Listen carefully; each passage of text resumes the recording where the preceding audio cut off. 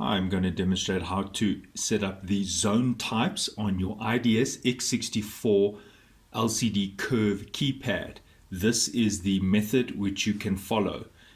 You use the default installer code, which are 4 9, so it is 1 2 3 4 star.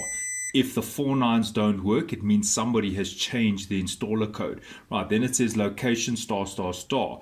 Now if I press 1, what's going to happen is it's going to take me to my first string of 8 locations, or my first 8 zones. So if I press the star key now, you'll see it says sub 1 data 1. What does that mean? That means sub 1 is now zone 1 and the data for it is 1. 1 is with reference to the zone type. I'll show you the available zone types on the X64 system. Here is the table. Right, having a look at the table, these are the available zone types on the X64 panel alarm.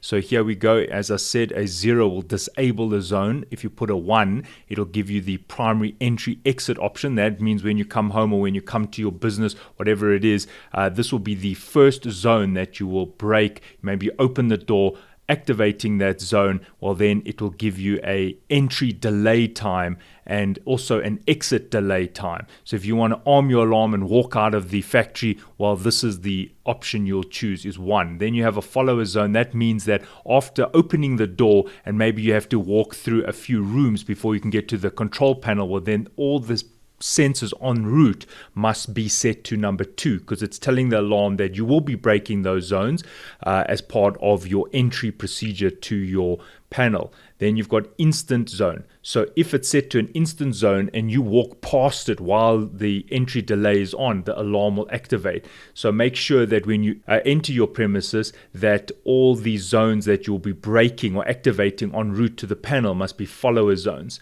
Then you've got zone 3 is a panic. Instant zone, as I said, arm, disarm, secondary entry and exit, fire zone, tamper, 24-hour alarm zone, and here's the warning zone, which I set. Maybe you want that for an electric fence or whatever it is, up to you. Right, so if you wanted to set this to disabled, maybe you want to cancel this zone, well then you'll press 0 star. Now you can see that zone 1 is now disabled. Right, if you want to set it back to an instant zone, you'll press 4 star. Now you want to go to maybe zone 2. So there you see I've got zone 2. It is also set to an instant zone. Zone 3, 4, 5, 6, 7, 8. Now watch what happens when I press the star key again. It scrolls back to zone 1. So maybe you want to go to your expander board. Maybe you've got a setup like this. You can see how many different expander boards, all the way up to 63. So this is a complete X64 system. I have altogether 64 zones. Some are open, but the point I'm trying to make is if you want to go to this expander board, can you see there it says 57, 58, 59, 60. Well then you'll have to find out what number that will be. So if I press 6 star, can you see that's 41 to 48? That is incorrect. If I press 7 star, that is going to take me to zones 49 to 56. So it's 8 star, and that's taking me 57, 58, 59. So that's where I can adjust those zone types. So now I have now showed you how you can adjust the zone types for your X64 alarm system. Alright, so say for example I want to make 58 a warning zone. Then what I'll do is I will say star. You can see that I can scroll through all of these zones. So that is 57 because it says sublocation 1, and that is 58. It is the second zone on this expander board. That is why it says 2 of. Remember that each expander board has 8 available zones. So that is 57 and that is 58. Now I want to make that 13, which is a warning zone, and that's how I've set it. Now if you want to go and check it, you can go 8 star. That takes me to that expander board, or that set of zones. 57 was nothing. Okay, then there's 58. Remember that we changed 58 to a warning zone. So if I want to disable it, I'll press star 0. So now I've disabled that zone. Okay, so that is how you set that up. just keeping in mind that none of these zones will work unless you've allocated them to a partition. To do that, you go as follows.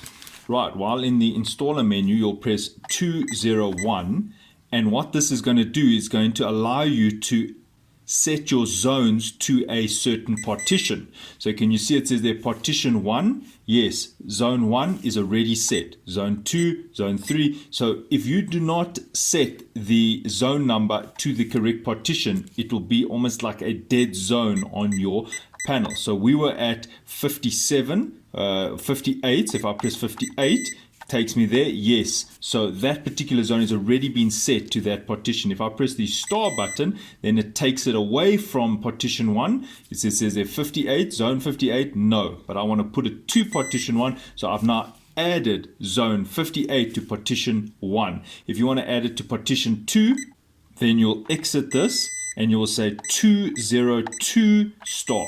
Now you can see all the zones, none of them are on partition 2. But if I wanted to add maybe zone 16 to partition 2, then I'll press the star key. If I want to take it off partition 2, I'll press the star key. Right, so that's how you make sure that the zones are on the correct partition and how you change the zone types. Thanks for watching. Cheers.